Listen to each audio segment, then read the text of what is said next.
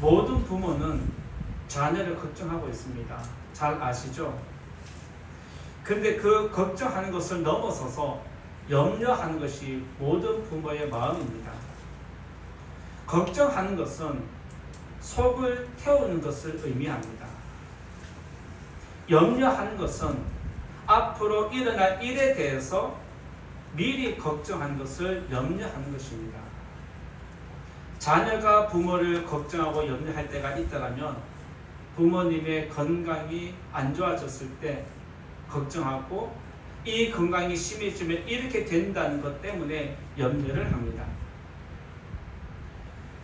그런데 부모는 자녀를 걱정하고 염려할 때 앞으로 자녀가 살아가야 할 인생이 어떤지 알기 때문에 항상 걱정과 염려가 끊어지지 않습니다.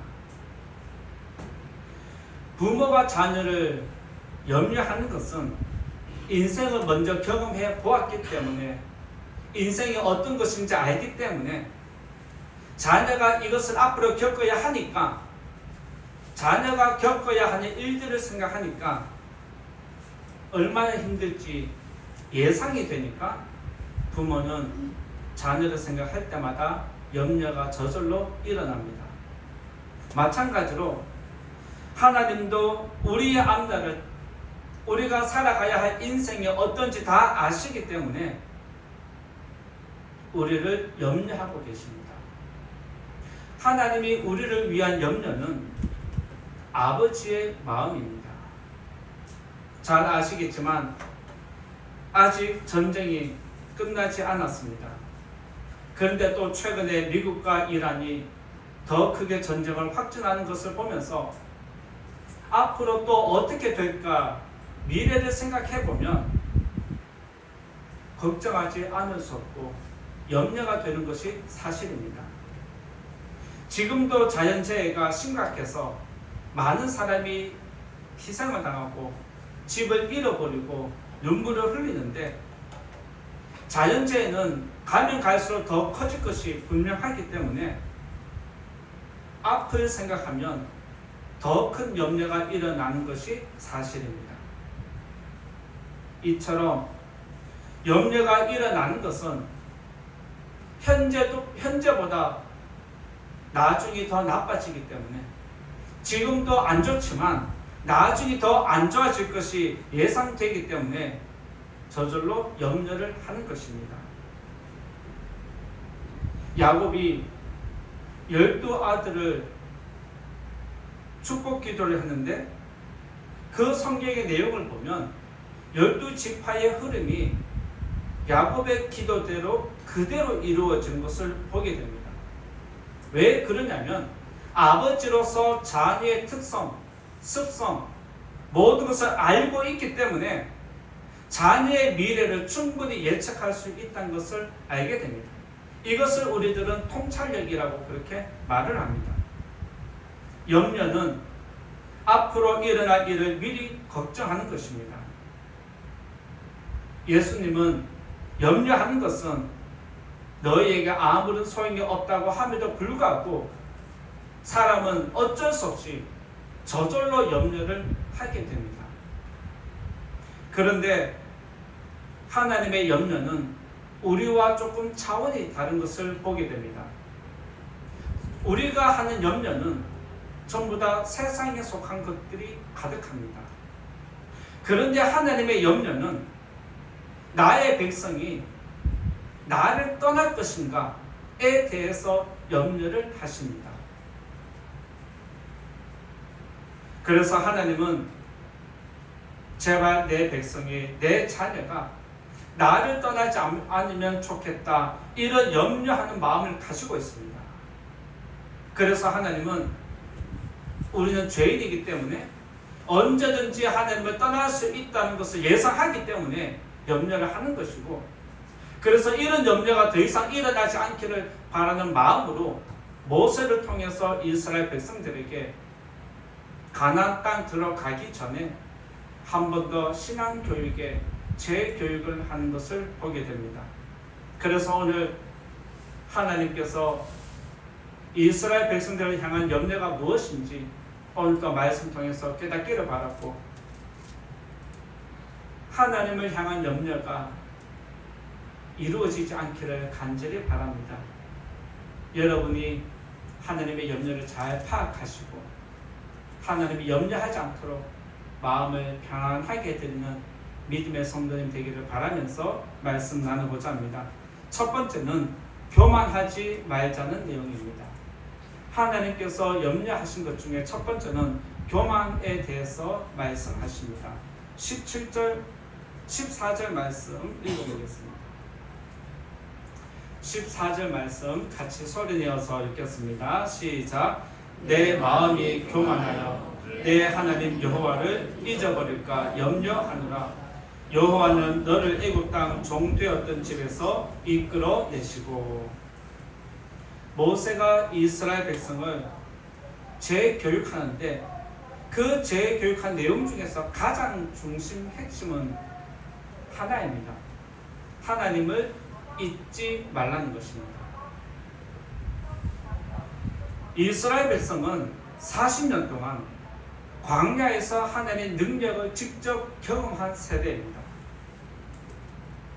그리고 모세의 가르침을 통해서 40년 동안 율법을 배웠습니다. 그리고 하나님이 어떤 분인지 잘 알고 있습니다. 그들이 광야에서 경험한 것은 특별한 경험, 이 세상 어떤 누구도 경험할 수 없는 사건이었습니다.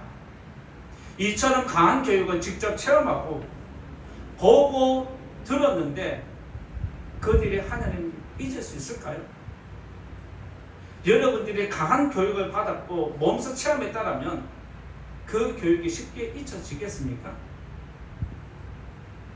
하나님은 그럴 수 있다라고 보십니다.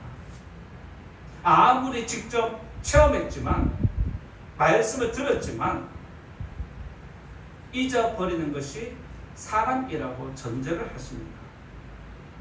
그러면 이스라엘 백성이 하나님을 잊어버린 이유가 무엇일까요? 그에 대한 대답으로 하나님은 너희가 나를 잊어버린다라면 그것은 교만이다. 하나님을 잊어버리게 만드는 것이 교만이다 라고 그 원인을 하나님이 지적하십니다. 잘 아시겠지만 교만은 하나님을 떠나게 만들 뿐 아니라 본인을 자기를 하나님으로 만들기 때문에 자신도 모르게 하나님을 잊어버립니다. 말로는 하나님을 이야기하지만 정작 그 중심에는 자기가 있습니다. 그래서 하나님이 가장 싫어하는 것은 교만이다라고 말씀을 성경에서 처음부터 끝까지 계속적으로 나오는 단어가 교만이라는 단어입니다. 그렇다면 이스라엘 백성은 왜 교만해서 하나님을 잊어버릴까요? 저와 여러분은 왜 교만해서 하나님을 잊어버릴까요? 우리를 교만하게 만드는 이유가 무엇일까요? 우리가 교만하게 되는 이유에 대해서 하나님이 분명히 말씀해 줍니다. 12절에서 13절에 그 이야기를 해주시는데 같이 읽어볼까요? 12절 13절 같이 읽어봅니다. 시작. 내가 먹어서 배부르고 아름다운 집을 짓고 거주하게 되며 또 내 소와 양이 번성하며 내 은금이 증식되며 내 소유가 다 풍부하게 될 때에. 이 말씀 그대로 될 때에 14절에서 너희가 교만해진다 라고 정의를 내리십니다. 사람은, 여러분은 먹고 싶은 것 마음껏 먹는 것 좋아합니다. 그리고 이왕이면 전망이 좋은 집에서 살고 싶은 것이 사실입니다. 이왕 직장 생활 한다면 남들보다 더 좋은 직장에서 삼성전자 하이닉스가 두둑하게 보너스 챙겨주는 것처럼 그런 회사에 취직하고 싶은 것이 사실입니다. 그리고 모든 것이 다 잘 되고 재산이 넉넉하면 겸손해질까요? 교만해질까요?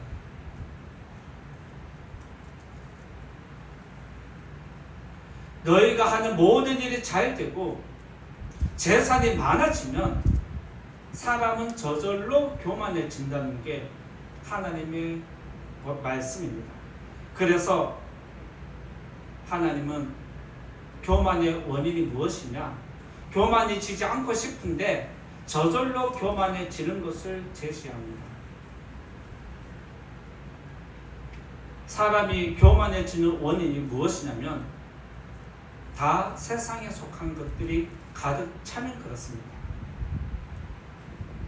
여러분은 없어서 채워달라고 기도하는데 채워주면 겸손할까요? 하나님은 세상에 속한 것들이 너희들을 교만하게 만든다라고 지목하십니다. 잠언 성경에는 재물이 많은 부자에 대해서 이렇게 이야기를 합니다. 재물은 그에게 견고한 성이다라고 말씀한 구절이 있습니다. 재물은 견고한 성이 될 만큼 저와 여러분을 지켜주는 힘과 능력이 되는 것이 사실입니다. 그래서 사람들은 가급적이면 이왕이면 더 견고한 성을 쌓으려고 합니다. 견고한 성을 쌓는 것이 다른 사람으로부터 나를 보호하는 것이고 나의 영광을 드러낼 수 있기 때문에 그렇습니다. 여러분들이 아는 사람 중에 교만한 사람이 있다면 재물이 많은 사람일까요? 가진 것이 없는 사람일까요? 대한민국에서 교만한 사람이 많다면 어느 지역일까요? 그냥 대충 생각하면 저렇다라고 바로 나오지 않습니까? 재물이 많은 사람 중에 겸손한 사람을 찾는 것은 쉽지 않습니다. 이 말은 하나님이 말씀하는 대로 너희의 삶이 넉넉해지고 하나님이 다 잘 되고 재물이 계속해서 쌓이면 저절로 교만해진다는 것입니다. 우리가 세상에 집중하면 집중할수록 재물에 집중하면 집중할수록 우리를 향한 하나님의 염려는 계속 커지게 되어 있습니다. 하나님께서 우리를 걱정하는 것은 성도들이 이 땅에서 잘 먹고 잘 사는 것 때문이 아닙니다. 좋은 집에서 사는 것 때문이 아닙니다. 재산을 늘려가는 것이 문제가 아닙니다. 하나님이 우리를 염려하는 것은 그 재물 때문에, 그 부함 때문에 우리가 교만에 이르고 하나님을 떠날 것에 대해서 염려하는 것입니다. 하나님은 저와 여러분이 이 세상에서 비천하게 사는 것 원하지 않습니다. 오히려 하나님은 그의 백성이 성실하게 수고한 대로 그 복을 누리기를 원하는 것이 하나님의 뜻이고, 성도는 세상에서 머리가 될지언정 꼬리가 되는 것 절대로 원하지 않습니다. 사람은 많이 가질수록 교만해지는데, 많이 가질수록 교만해지는 게 왜 그러냐면 세상에 속한 것들 때문에 그렇습니다.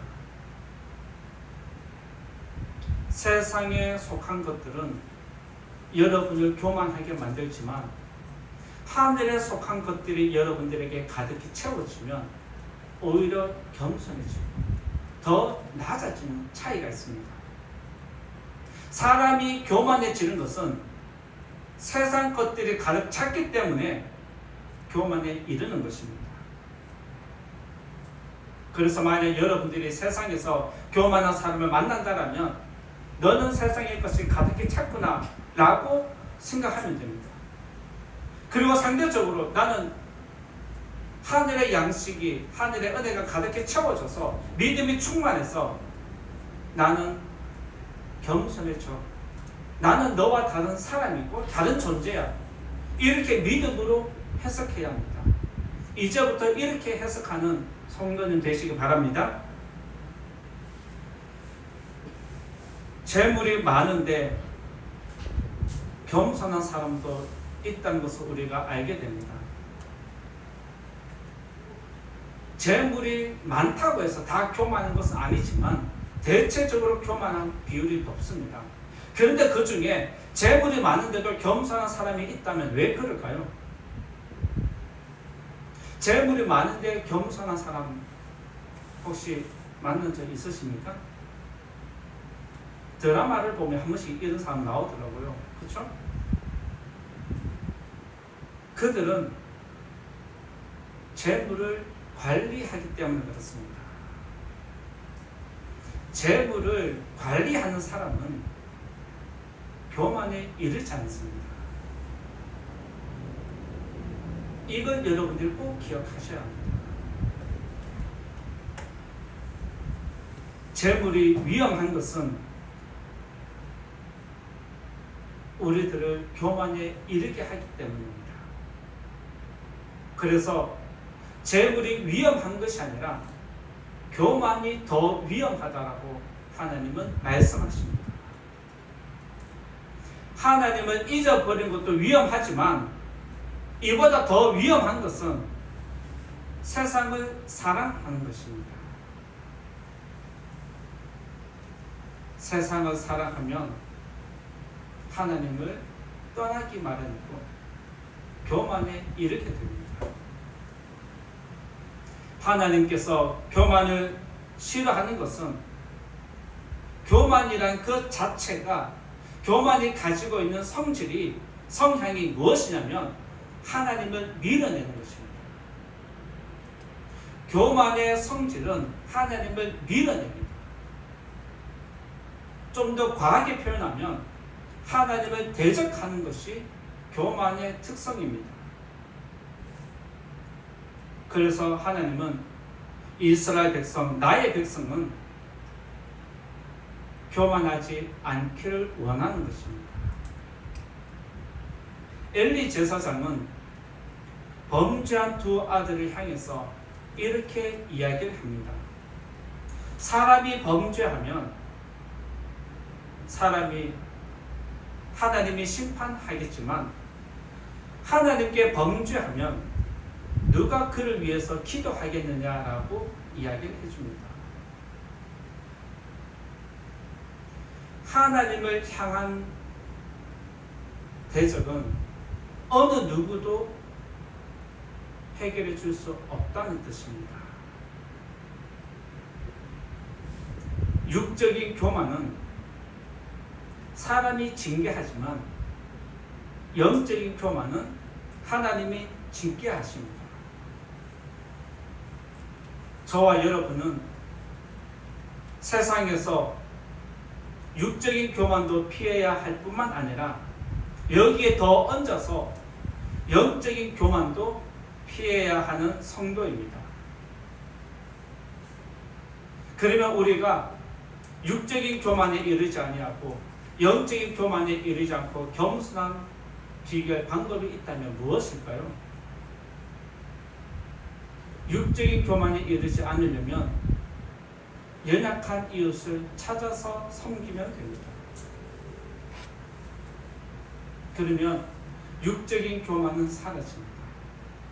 영적인 교만은 어떻게 하면 좋을까요? 하나님을 사랑하고 말씀을 사랑하면 영적인 교만이 사라집니다. 따라서 이 자리에 계신 성도님들, 영혼과 재물을 잘 관리하는 겸손한 성도님 되셔서 하나님의 축복을 받는 모든 성도님 되시기를 예수님 이름으로 축원드립니다. 두 번째로 하나님이 염려하는 것은 하나님을 잊지 말자는 것입니다. 두 번째는 하나님을 잊지 말자는 내용입니다. 11절을 또 읽고 말씀 나누겠습니다. 11절 말씀 같이 읽어보겠습니다. 시작. 내가 오늘 내게 명하는 여호와의 명령과 법도와 규례를 지키지 아니하고 내 하나님 여호와를 잊어버리지 않도록 삼갈지어다. 18절도 읽어볼까요? 18절 시작. 내 하나님 여호와를 기억하라. 그가 내게 재물 얻을 능력을 주셨습니다. 이같이 하심은 내 조상들에게 맹세하신 언약을 오늘과 같이 이루려 하심이니라. 한 번 더 19절 또 읽어보겠습니다. 19절 시작. 내가 만일 내 하나님 여호와를 잊어버리고 다른 신들을 따라 그들을 섬기며 그들에게 절하면 내가 너희에게 증거하노니 너희가 반드시 멸망할 것이라.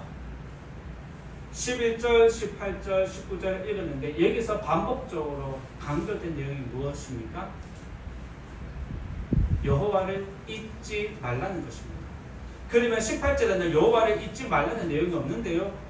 라고 하지만 18절에서 여호와를 기억하라는 것이 잊지 말라는 것입니다. 이처럼 하나님이 3번에 걸쳐서 잊지 말라고 말씀하시고 만약 너희가 잊어버리면 그에 따른 결과 반드시 나타난다. 반드시 멸망하게 될 것이다 라고 하나님이 알려주십니다. 이처럼 하나님이 그의 백성들에게 너희가 가나안 땅에 들어가면 모세가 없고 다른 지도자가 세워질 텐데 절대로 잊지 마라 라고 3번을 반복해서 강조하는 것이 왜 그럴까요?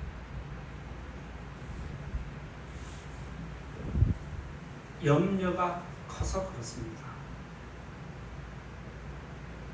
내 백성이 지금 모세가 있으니까 그나마 지도자를 따라서 율법을 따라서 하나님을 기억하고 신앙 교육을 받는데 가나안 땅에 들어가면 내 백성이 나를 잊을 가능성이 너무 많다는 걸 아시기 때문에 지속적으로 계속해서 잊지 마라, 기억해라, 잊지 마라 라고 강조를 하십니다. 앞에서도 말씀드렸지만 이스라엘 백성이 하나님을 잊어버린 원인은 교만입니다. 그 교만을 하나님이 어디서 찾으시냐면 11절에서 그 교만을 또 찾아내십니다. 11절에 보면 여호와의 명령과 법도와 규례를 지키지 아니하고 라고 했습니다. 명령과 법도와 규례를 지키지 않는 것 자체가 하나님을 잊어버린 것으로, 나를 잊어버린 것으로 간주하겠다는 게 하나님의 뜻입니다. 그래서 교만과 겸손의 근거로 말씀에 순종하는지 불순종하는지 그것으로 나는 판단하겠다는 뜻입니다. 하나님이 보실 때 겸손한 사람은 말씀대로 사는 사람입니다. 사람은 겸손한 사람에 대해서 이야기할 때 굽신거리면 겸손한 사람으로 생각을 합니다. 그런데 하나님은 속을 살피시는 분이기 때문에 겉으로는 굽신거리지만 그 안에는 꼿꼿하게 서 있는 목이 고든 백성인 것을 다 알기 때문에 하나님은 말씀에 순종하는 것으로, 말씀대로 사는 것으로 겸손한 사람으로 보십니다. 하나님이 보실 때 교만한 사람은 말씀에 순종하지 않는 사람, 말씀대로 살지 않는 사람을 교만한 사람이라고 보십니다. 하나님 말씀에 순종하면 하나님의 복을 받지만 이스라엘 백성은 안타깝게도 하나님의 복을 버리고 세상의 화려한 복, 사람이 보기에 좋은 화려한 것, 그 복을 더 좋아했습니다. 우상을 섬기는 복이 너무 좋아 보여서 하나님 말씀을 떠나기 시작했습니다. 이스라엘 백성은 신앙 교육을 이렇게 오랫동안 받았음에도 불구하고 가나안 땅 들어가서 하나님을 잊어버렸습니다. 여러분들도 지금까지 믿음 생활을 30년, 40년, 50년, 60년 해왔지만 하나님을 잊어버리는 것은 잘 아시겠지만 한순간입니다. 이스라엘 백성이 그렇게 했지 나는 그렇게 하지 않는다라고 누구도 자신할 수 없다는 뜻입니다. 이처럼 하나님이 광야에서 이스라엘 백성들에게 염려하면서 간절하게 부탁을 했지만 이스라엘 백성은 안타깝게도 하나님을 잊어버렸습니다. 따라서 이 자리에 계신 성도님들, 여러분들이 꼭 기억해야 할 것은 오늘 점심 뭐 먹었다가 아닙니다. 오늘 누구와 이런저런 이야기 나누었다, 그것이 아닙니다. 다른 사람이 이것을 자랑하더라, 그게 아닙니다. 여러분들이 이 자리에 나오셔서 예배 드리고 삶으로 돌아가실 때 꼭 기억해야 할 것은 오늘 우리에게 주신 말씀이 무엇인지 계속 기억하는 것입니다.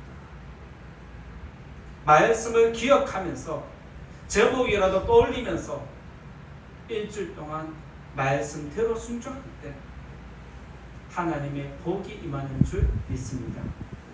말씀대로 사시고 하나님께 인정받는 겸손한 성도님 모두가 되시기를 예수님 이름으로 축원드립니다. 세 번째로 말씀드리고자 하는 것은 은혜를 잊지 말자는 것입니다. 세 번째는 은혜를 잊지 말자는 것이 하나님의 염려하는 마음입니다. 17절에서 18절에 있는 말씀 같이 또 읽어보겠습니다. 17절, 18절 같이 읽겠습니다. 시작. 그러나 내가 마음에 이르기를 내 능력과 내 손의 힘으로 내가 이 재물을 얻었다 말할 것이라. 내 하나님 여호와를 기억하라. 그가 내게 재물을 얻을 능력을 주셨습니다. 이같이 하심은 내 조상들에게 맹세하신 언약을 오늘과 같이 이루려 하심이니라. 사람이 교만에 이르고 하나님을 잊어버리는 것은 자기를 믿기 때문입니다. 자신의 능력을 믿기 때문에 더 빨리 더 쉽게 하나님을 잊어버립니다. 세상에서 성공한 사람들 보면 그들은 다 자기 능력으로 성공했다고 믿고 있습니다.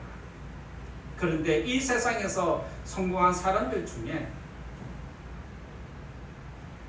보이지 않는 사람들이 협력했다는 것 기억하는 사람이 몇 명 있을까요? 세상에서의 성공은 혼자 한 것처럼 보이지만 그것을 이루기 위해서 보이지 않는 곳에서 수많은 사람이 섬겼기 때문에 성공을 거둘 수 있는 것입니다. 그래서 다른 사람이 나를 도와줘서 내가 성공했다라고 말하는 사람은 겸손한 사람이고, 내가 이렇게 해서 내가 이렇게 지시를 했기 때문에 이렇게 따라왔기 때문에 성공했다라고 말하는 사람은 교만한 사람입니다. 왜냐하면 교만한 사람은 자기만 보이고 다른 사람은 보이지 않습니다. 교만한 사람의 특징이 자기 위주입니다. 다른 사람을 보지 못하는 것이 교만한 사람입니다. 하나님은 모든 사람에게 먹고 살 수 있도록 고유한 능력을 다 주셨습니다. 그것을 해석하는 차이가 다르게 나타납니다. 하나님은 모든 사람에게 먹고 사는 능력을 주셨는데 이것을 다르게 해석하는데, 교만한 사람은 어떻게 해석하느냐? 내 능력이라고 믿습니다. 그런데 겸손한 사람은 하나님이 내게 이런 능력을 주셨다라고 믿는 것입니다. 내 능력과 하나님의 능력을 구분할 줄 아는 것이 바로 겸손입니다. 그래서 교만한 사람은 자기 영광에 취하고 겸손한 사람은 하나님께 영광을 올려드립니다. 하나님은 그의 백성이 가나안 땅에 들어가면 나를 잊을 것이 염려되기 때문에 너희가 나를 잊지 않으려면 내 백성이 나를 잊지 않도록 하기 위해서 하나님이 방법을 제시합니다. 하나님을 잊지 않고 교만에 이르지 않도록 길을 제시하는 게 무엇이냐면 14절에 있습니다. 14절 말씀 읽어볼까요? 14절 같이 읽어봅니다. 시작. 내 마음이 교만하여 내 하나님 여호와를 잊어버릴까 염려하노라.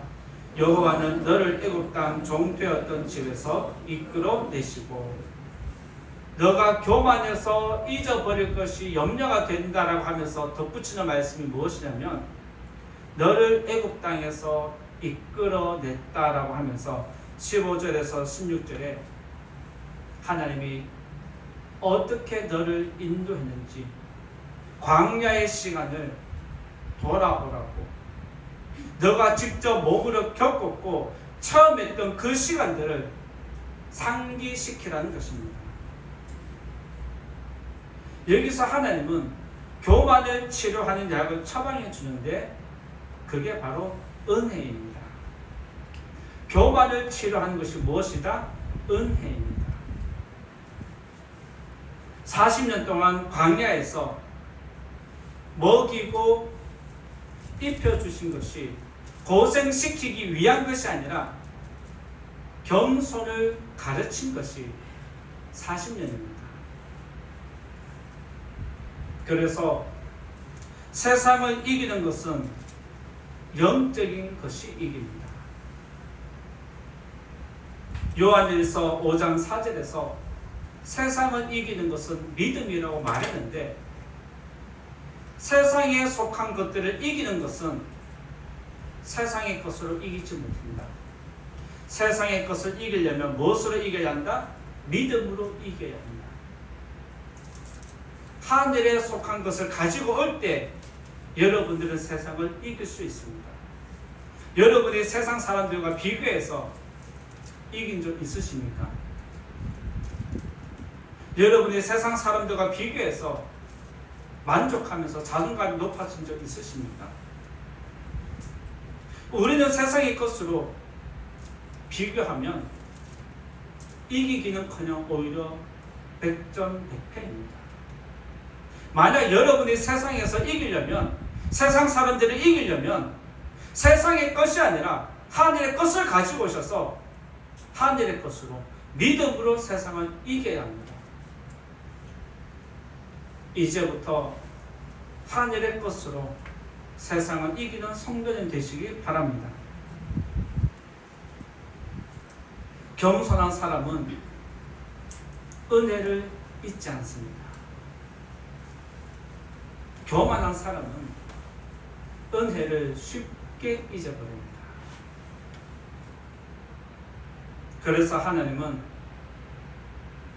내 백성이 이 은혜마저 망각해 버릴까봐 이 은혜를 잊어서 교만에 이를까봐 염려하는 마음으로 계속해서 자기 자녀에게 잔소리하듯이 잊지 마라, 기억해라, 잊지 마라 계속 강조하십니다. 광야의 40년은 이스라엘 백성 입장에서 해석을 하면 고통의 시간으로 해석이 됩니다. 그런데 이것을 반대로 해석하면 하나님의 은혜가 특별히 주어진 시간이 40년입니다. 힘들기 때문에 하나님이 더 특별한 은혜를 부어주셨기 때문에 40년을 버틸 수 있고 지낼 수 있었다는 것입니다. 지속된 전쟁으로 물가가 오르고 금리가 오르면서 경제적으로 어려운 것이 사실입니다. 이 어려움의 시간을 지나고 있을 때 우리들은 힘들다라고 말을 하지만 힘들기 때문에 하나님이 더 특별한 은혜를 부어준다는 것 여러분 믿으시기 바랍니다. 그리고 힘들 때 내 인생 지난 시간 동안 하나님 은혜가 어떻게 나에게 주어졌는지를 상기하고 그 은혜를 다시 살펴야 합니다. 성도님들이 지금 먹고 사는 게 힘든 것을 잘 알고 있습니다. 어디를 가더라도 누구를 만나더라도 힘들지 않다라고 말하는 사람 보기가 힘듭니다. 그런데 지금 전쟁이 더 확전이 되고 있습니다. 지금도 어렵지만 지금보다 나중에 더 어려워질 수 있는 상황이 생길 수 있습니다. 지금도 어렵지만 나중에 더 어려워질 것을 생각을 하면 염려가 일어나지 않겠습니까? 그때 우리가 해야 할 것은 하나님 은혜를 다시 헤아려 보는 것입니다. 지금까지 여러분 인생 가운데 힘든 때가 많이 있었습니다. 근데 그때마다 하나님이 특별한 은혜를 주셨기 때문에 지금 이 자리까지 올 수 있었던 겁니다. 그러면 무슨 말입니까? 지금도 힘들지만 앞으로 더 힘든 일이 주어지겠지만 힘들면 힘들수록 하나님의 특별한 은혜는 더 주어진다는 것 믿는 것이 믿음입니다. 이 사실을 꼭 기억하시고 힘든 시간 속에서 하나님 은혜를 더 사모하는 성도님 되시기를 예수님 이름으로 부탁을 드리고 특별한 은혜를 경험하는 성도님과 가정이 되기를 예수님 이름으로 축원드립니다. 이제 결론의 말씀 드리고자 합니다. 하나님은 이스라엘 백성이 교만에 이르고 하나님을 잊어버릴 것 아시기 때문에 염려하셨습니다. 그래서 하나님은 그에 대한 처방약으로 은혜를 주셨습니다. 은혜는 교만을 관리하는 약입니다. 믿음은 힘들 때 사라지는 게 아니라 오히려 잘 나갈 때 믿음은 사라집니다. 믿음은 부족할 때 사라지는 게 아니라 오히려 누리는 것이 많아질 때 믿음은 사라집니다. 사랑하는 성도님들, 교만을 멀리 하시고 은혜를 사모하는 성도님 되시기 바라고 오늘도 겸손하게 은혜를 구하는 성도님들에게 하나님의 특별한 은혜가 주어지기를 예수님 이름으로 축원드립니다. 말씀 생각하면서 같이 기도하겠습니다. 우리가 부모가 자녀를 염려하듯이 하나님은 우리들을 염려하고 계십니다.